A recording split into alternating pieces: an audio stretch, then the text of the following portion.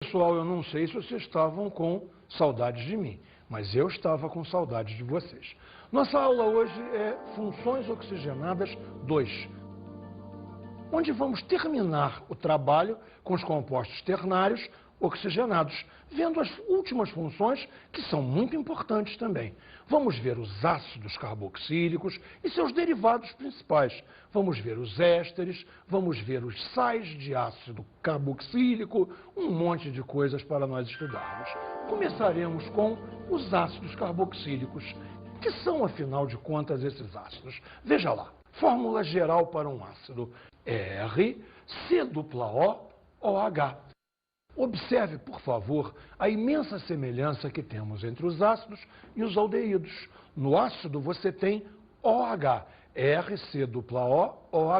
E no aldeído você tinha RCOOH, o que nos leva direto ao grupo funcional. Repare bem como é a coisa.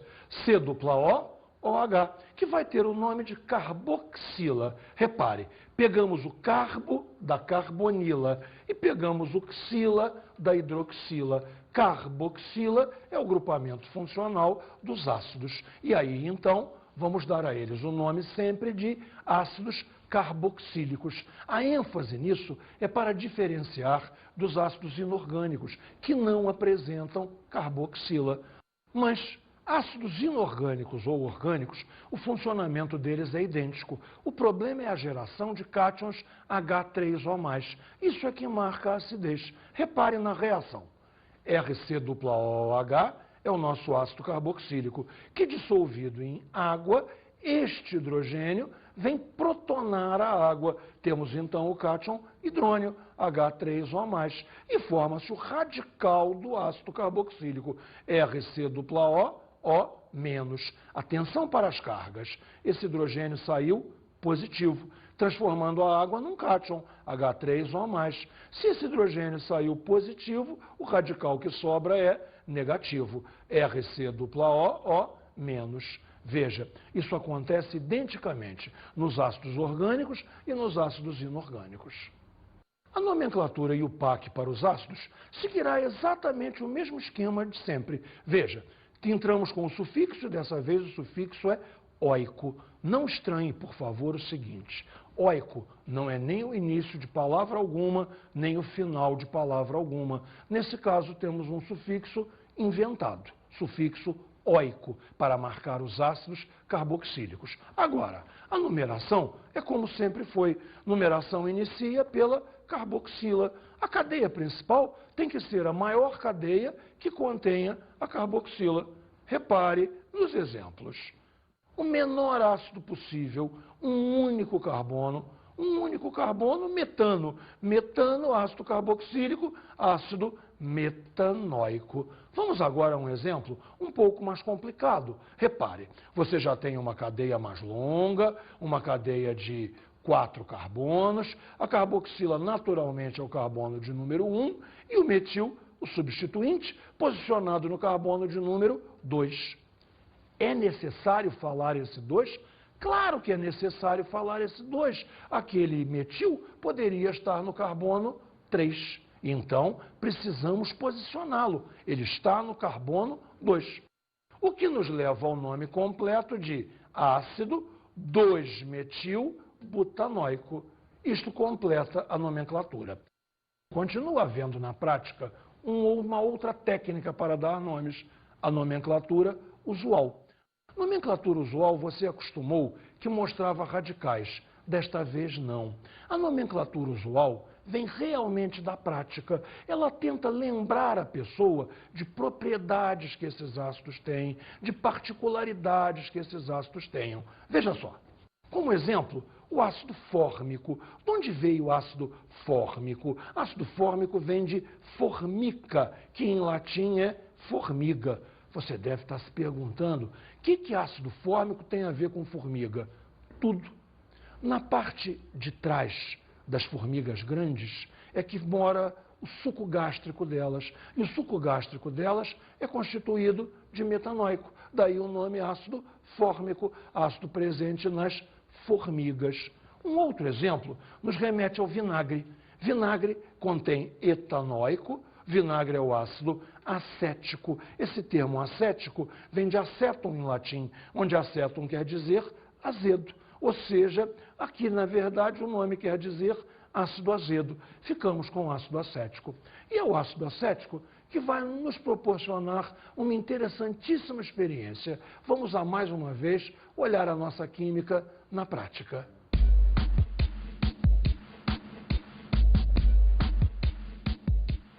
Bem, eu tenho certeza absoluta que todo mundo já usou um comprimido efervescente. Mas provavelmente você jamais pensou nesse termo, efervescente, reação de efervescência. Bem, vamos mostrar em detalhe o que é efervescência. Pego um becker, coloco um pouco de água, não precisa muito para a gente mostrar o efeito, e vamos jogar aqui dentro um comprimido efervescente. Você tem imediatamente a geração de uma quantidade expressiva de gás. O que está acontecendo aí? Você tem o bicarbonato de sódio no comprimido efervescente. No bicarbonato de sódio é que vai gerar o gás. O ácido que já estava no comprimido é o ácido cítrico, que é um ácido que tem gosto agradável. Quando a água dissolve os dois, a reação tem início e este gás que você está vendo é CO2, gás carbônico. Bem, podemos então simular um comprimido efervescente. O que precisamos, em verdade, para fazê-lo? Precisamos de bicarbonato de sódio, que temos aqui. Bicarbonato de sódio, você vai ver bem, é um pó branco. Praticamente enganaria alguém que pudesse pensar que era sal. E o que vamos usar como ácido? Bem, nós vamos usar vinagre. Certamente não fará um comprimido efervescente muito gostoso, mas a reação de efervescência será perfeitamente visível para você. Reparou bem como a quantidade de CO2 é expressiva? Guarde então, por favor. Se você tem um bicarbonato, não precisava ser de sódio, mas um bicarbonato, e você sobre ele coloca ácido, vamos colocar um pouquinho mais, lá está você com a reação de efervescência. Química na prática é sempre mais interessante. Vamos ver agora os ésteres. Repare a definição de éster. Compostos em que o hidrogênio da carboxila do ácido carboxílico é substituído por um radical carbonado. Observe a fórmula geral para um éster. RC dupla O, o outro O, até aqui temos como se fosse o ácido carboxílico. Se entrasse aqui um H, seria um ácido carboxílico, mas não, entrou outro radical, ou seja, RC dupla O, O, R'. Esta é a fórmula geral de um éster. Vamos a um exemplo? Olha só, uma cadeia bastante longa, C dupla O, até aqui temos a parte do ácido. A parte do ácido, então, apresenta 4 carbonos. E ligado ao segundo O é, entre aspas, ao O de baixo, nós temos um grupamento carbonado. Você já percebeu que é um grupamento etil. Uma reação importantíssima é a reação de produção dos ésteres. Para produzir um éster, você usa uma reação chamada reação de esterificação. Repare, um ácido reagindo com um álcool. Repare a viradinha que nós temos no álcool para jogar a hidroxila para perto da outra hidroxila. Entre essas duas hidroxilas ocorrerá uma desidratação, ocorrerá uma perda de água e a junção dos radicais que sobram. RC dupla O, essa parte veio do ácido, e o R' que veio do álcool. Logo temos aqui o éster formado, RC dupla O, R'. Bem, a nomenclatura IUPAC vai refletir exatamente tudo que falamos sobre a montagem do éster. Observe então, por favor. Esta parte aqui do éster é proveniente do ácido, enquanto que esta parte aqui é proveniente do álcool. Bom, então observa. O nome do ácido, você retira o ico final e encaixa ato. Vamos dar uma pausa. Se fosse metanóico, ficaria metanoato. Juntamos a preposição de e falamos o nome final do radical, seguido de um artigo a, apenas para eufonia. Ficamos então com alguma coisa assim, metanoato de metila. Vamos ver um exemplo para deixar isso bem claro. Repare só. Ácido de 2 carbonos. Se eu tenho um ácido de 2 carbonos, eu tenho o etanóico. Etanóico, tira íco, encaixa ato, etanoato. Vamos ao radical agora. O radical agora é metil, um carbono só. Logo, etanoato de metila. Repara uma coisa e guarda bem isso. Nome de éster tem sempre esse clima. Ato de ila. Não sei lá o que, ato de não sei lá o que, ila. Temos um outro exemplo. Olha só, uma cadeia longa, uma cadeia de 4 carbonos. 1, 2, 3, 4 carbonos, butano, butanóico, tira o íco, encaixa ato, butanoato. Um radical aqui de 2 carbonos, etil, butanoato de etila. E agora? Você não vai acreditar no que eu vou te contar. Você sabe o que é butanoato de etila? Butanoato de etila é essência de abacaxi. Isso é incrível, mas nos mostra exatamente para que servem os ésteres. Ésteres são flavorizantes, ésteres são aromatizantes. São produtos que têm cheiro agradável, gosto agradável, ou seja, cheirosos e gostosos. Se você vê uma coisa cheirosa e gostosa, dá vontade de quê? De comer, é claro. Logo, que indústria usa os ésteres? A indústria dos alimentos. Alimentos industrializados é praticamente obrigatório o uso de ésteres. Bem, esta fórmula que você está vendo, então, é a da essência de abacaxi, o flavorizante, aromatizante de abacaxi. Repare agora o fundamental. No abacaxi não tem butanoato de etila. Claro que não. O abacaxi, a natureza o fez cheiroso e gostoso de outra maneira. Agora, nós que precisamos imitar, usamos o éster. Ou seja, na balinha de abacaxi tem butanoato de etila. Agora, uma coisa ela não tem, abacaxi. Bem, vamos ver agora os sais orgânicos, que mais uma vez são derivados dos ácidos orgânicos, dos ácidos carboxílicos. Veja, a reação será de neutralização total ou parcial deste ácido por uma base, mas uma base inorgânica, por um hidróxido inorgânico. Veja se você compreendeu. A reação é ácido carboxílico mais hidróxido inorgânico. Isso vai gerar, como sempre gerou, um sal e água. Lembra lá de Química 1? Ácido mais base dando sal mais água? Continua assim. Porém, vamos ver em detalhes a reação. Aqui temos um ácido carboxílico. Veja lá, HCOOH. Ele vai ser neutralizado pelo hidróxido de sódio, que é um composto iônico. Repare bem, Na+OH-. Que ocorrerá? Este hidrogênio do ácido carboxílico vem se juntar à hidroxila H, que vai sair positivo, juntando a hidroxila negativa, formação de água. E permanecem em solução 2 íons. O ânion que veio do ácido carboxílico, repare aqui, HCOO-, está aqui no segundo membro, juntamente com o Na+, que veio do hidróxido de sódio, veio do NaOH. Este é o nosso ácido carboxílico junto ao hidróxido. Temos então o sal.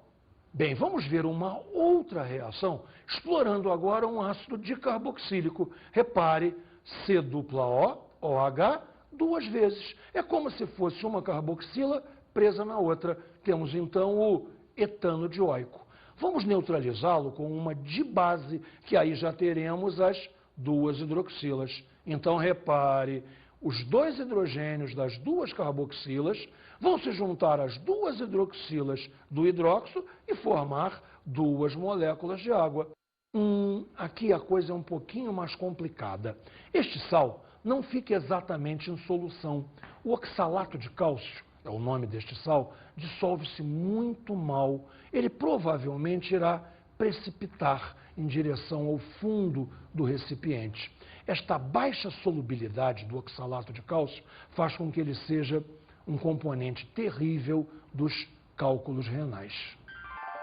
Anidridos, mais uma vez, um derivado dos ácidos. Vou te dar uma dica para você jamais esquecer o que é um anidrido. Se você lembrar da palavra meio espanholada, fica perfeito. É anidrido. An querendo dizer não. E o hidro querendo dizer água. Não água, sem água. Ah, entendi. Isso vem de uma desidratação. Desidratação de quê? De um ácido, naturalmente. Veja comigo a definição. Anidridos são compostos derivados dos ácidos carboxílicos por desidratação. Viu como você conhecer a palavra facilita tudo? Observe a fórmula geral de um anidrido. Complicou, olha só. C-O-O provindo de um ácido. C-O-O provindo de outro ácido. Mas espera, esse oxigênio é comum aos dois ácidos. Ele é que faz a ligação entre o ácido que tem o radical R1 e o ácido que tem o radical R2. Percebeu como é que é a fórmula geral para um anidrido? Observe. O anidrido é a única função que tem 3 oxigênios. A nomenclatura IUPAC evidentemente vai refletir como que o anidrido foi formado. Repare só, se o anidrido é derivado de um único ácido, usamos o nome anidrido seguido do nome do ácido. Claro, porque é um único ácido. Agora, olha o exemplo. Essa parte igual a essa parte. Então vem de um único ácido. Se vem de um único ácido, veja que ácido era esse? Um ácido de 2 carbonos. Era o etanóico. Logo, o nome desse anidrido será anidrido etanóico.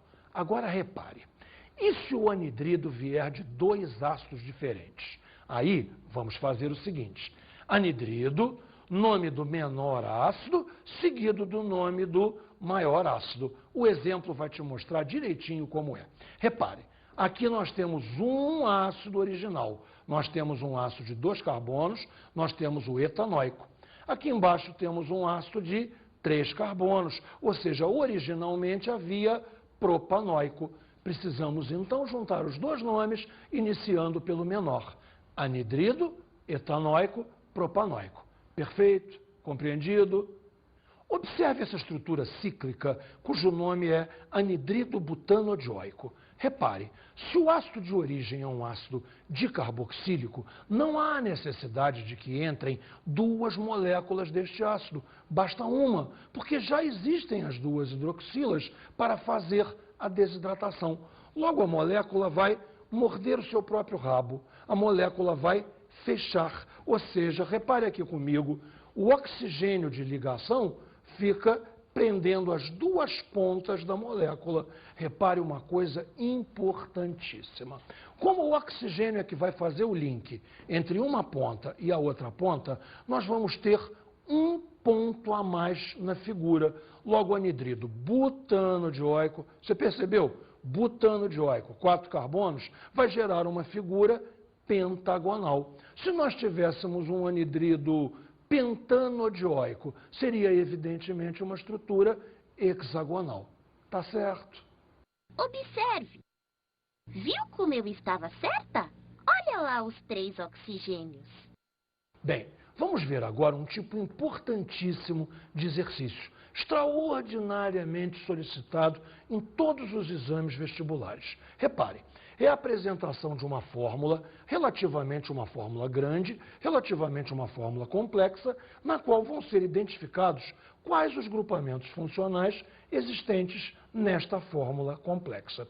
Este exercício se refere ao ácido pantotênico, que é um produto usado para impedir, ou pelo menos diminuir, a queda de cabelo. E vamos identificar no ácido pantotênico quais são os grupos funcionais presentes. Me siga.